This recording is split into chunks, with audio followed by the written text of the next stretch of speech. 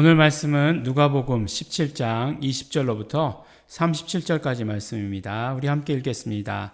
바리새인들이 하나님의 나라가 어느 때에 임하나이까 묻거늘 예수께서 대답하여 가라사대 하나님의 나라는 볼 수 있게 임하는 것이 아니요 또 여기 있다 저기 있다고도 못하리니 하나님의 나라는 너희 안에 있느니라.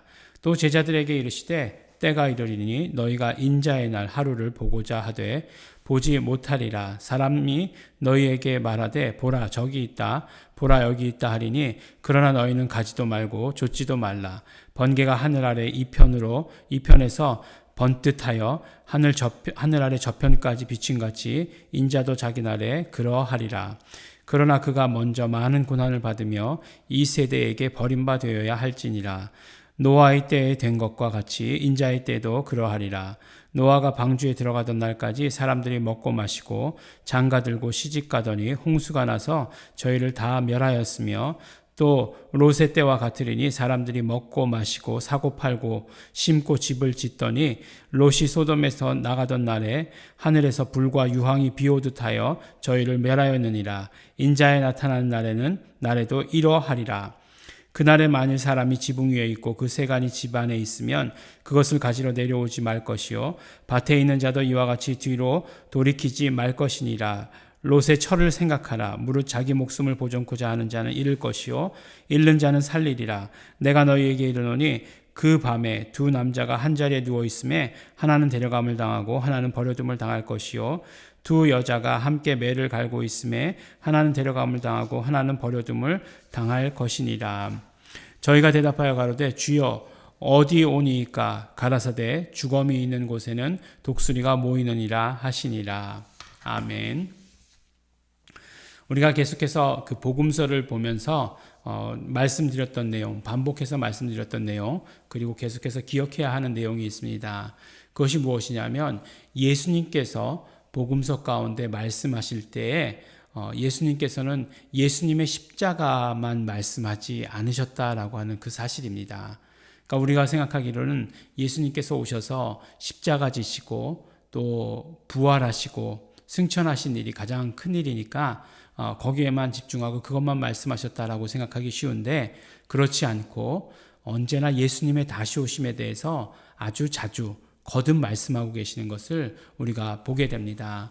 그래서 꼭 말세 마지막 때를 말씀하실 때에는 예수님의 다시 오심도 함께 말씀하시고 예수님의 다시 오심에 대해서 말씀하실 때에는 꼭 그 말세에 있을 징조에 대해서도 말씀하시는 것을 우리가 들을 수 있습니다. 그래요. 우리가 신약 구약이라고 이야기할 때 구약이라고 하는 것은 예수님께서 오신다라고 하시는 약속이에요. 메시아가 오신다는 약속이에요. 그러니까 신약은 이미 예수 그리스도의 오심으로 말미암아 성취된 것이죠. 그러니까 성취된 것인데 또 신약을 통해서 새로운 약속을 우리에게 주고 계시는데 그것이 무엇이냐? 바로 예수님 다시 오신다라고 하시는 약속입니다. 예수님 오셔서 구원받았다. 끝이다. 라고 한다면 우리 신앙생활이라고 하는 게 어떤 의미가 있겠습니까? 그냥 우리 구원받으면 끝이죠. 그렇지만 예수님께서 다시 오신다라고 하시는 약속이 있기 때문에 우리의 신앙생활은 의미가 있는 것이고 우리의 신앙생활 왜 해야 되는지 어떻게 해야 되는지를 잘 생각하고 살펴보아야 하는 것입니다. 오늘 바리새인들이 하나님의 나라가 어느 때에 임합니까? 라고 이렇게 예수님께 물어봤어요. 예수님께서 뭐라고 말씀하십니까? 네, 정확하게 얘기해 주시면 좋잖아요. 뭐라고 얘기하시냐면 하나님의 나라는 볼 수 있게 임하는 것이 아니고 여기 있다 저기 있다도 못할 것이다. 하나님의 나라는 너희 안에 있다. 너희 가운데 있다. 라고 이렇게 말씀하시는 것이에요. 바리새인들은 이해하지 못했을지 모릅니다.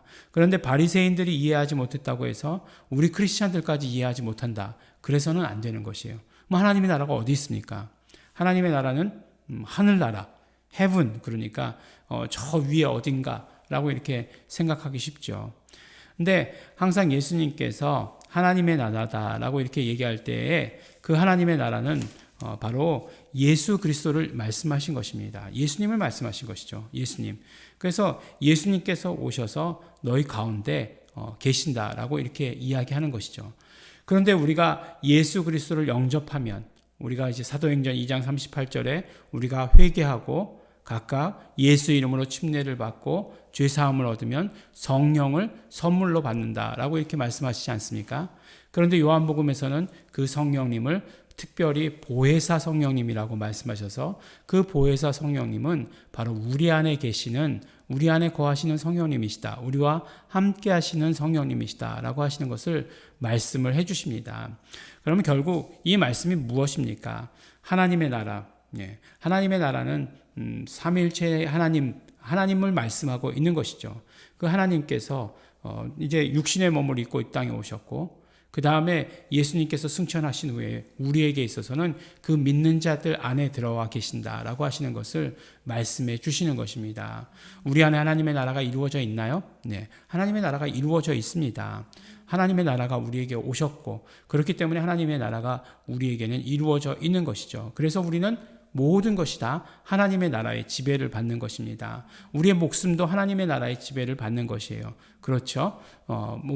이런 예들 자주 들지 않습니까? 우리나라에 이제 미 대사관이 있지 않습니까? 그 세종대왕 동상이 있는 그 옆쪽에 바로 미 대사관이 있습니다. 미 대사관은 분명히 한국 땅임에도 불구하고 미 대사관 안에는 치외법권 지역이라고 얘기해서 미국의 법에 지배를 받는 곳이에요. 그래서 누가 범죄하고 미 대사관 안으로 쑥 들어간다 그러면 우리나라 법으로는 어떻게 할 수 없는 그런 곳입니다. 그렇다고 해서 그 범죄자들을 미국 대사관 안에서 받아준다 이런 얘기가 아니라 말이 그렇다는 거예요.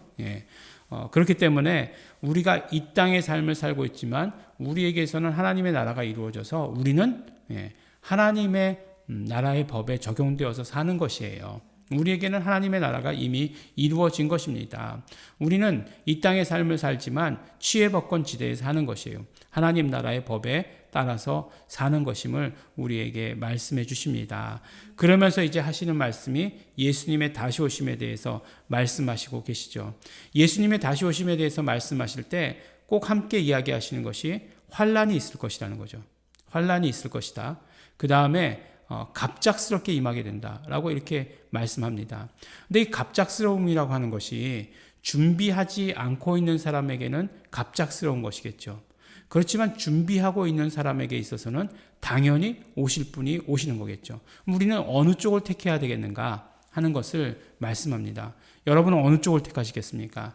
그냥 어느 날 아무 정말 증상이 없었는데 마른 하늘은 날벼락이다 그런 것처럼 그렇게 임하기를 원하십니까? 아니면 정말 예수 그리스도의 다시 오심을 우리 매일매일의 삶에서 준비하셔서 그것을 맞이하시는 것을 원하겠습니까?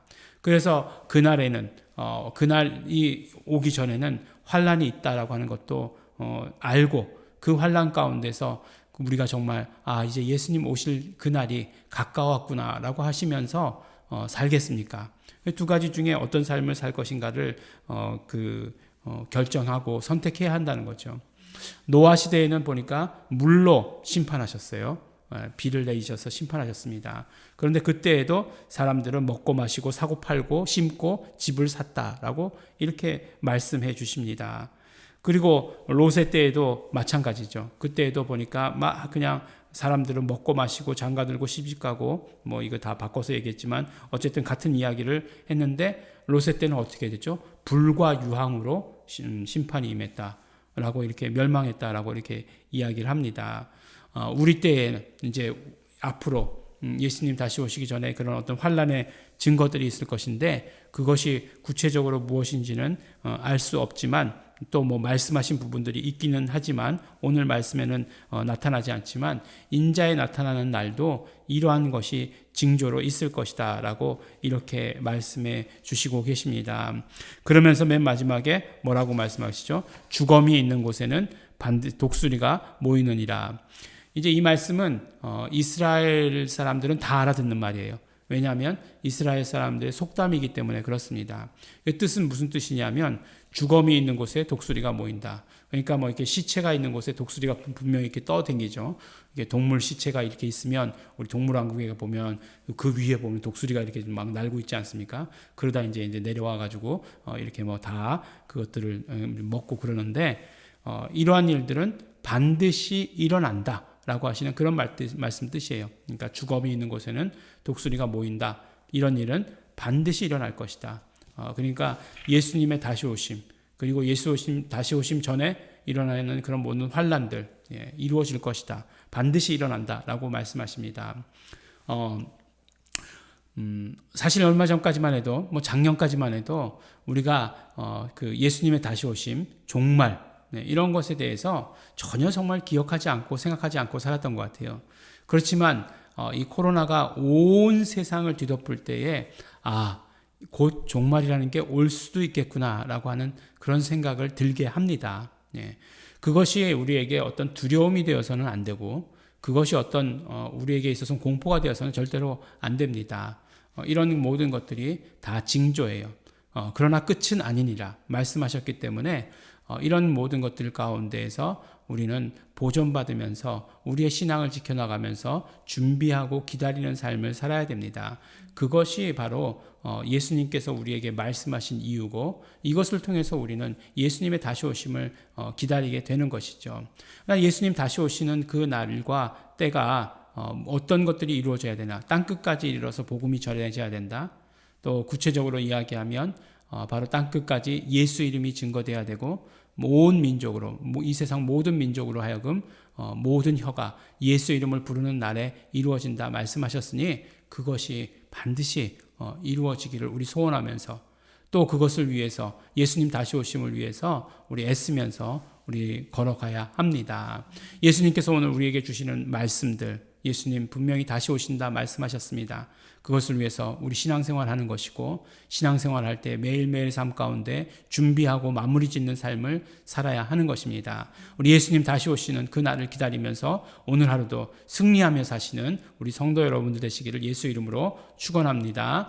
기도하겠습니다. 하나님 아버지 감사합니다. 오늘도 아버지 하나님, 우리 구원받은 자로서, 예수 이름을 알고 있는 자로서, 성령님께서 우리에게 거하시는 자로서 예수님 다시 오심을 기다리며 또 그것을 준비하며 애쓰며 노력하며 사는 삶이 될 수 있도록 도와주시옵소서. 우리가 아버지 하나님 환란이 있을 것이다 말하고 환란의 날을 점점 맞이하고 있습니다. 그러나 이때 우리가 두려워하지 않게 하여 주시옵시고, 이 날이 있을 것을 우리가 알았으므로 우리 예비하게 하여 주시옵시고, 기쁜 마음으로 이 모든 예수님의 오심을 우리가 기다리고 소망할 수 있도록 축복하여 주시옵소서. 감사드립니다. 예수님 이름으로 기도드렸습니다. 아멘. 우리 기도하실 때에 우리 예수님 다시 오심을 소원합니다. 예수님 다시 오심을 우리가 기다립니다. 예수님 어서 오시옵소서. 우리 소원하시면서 감사하시면서 결단하시면서 다시 통성으로 함께 기도하시겠습니다.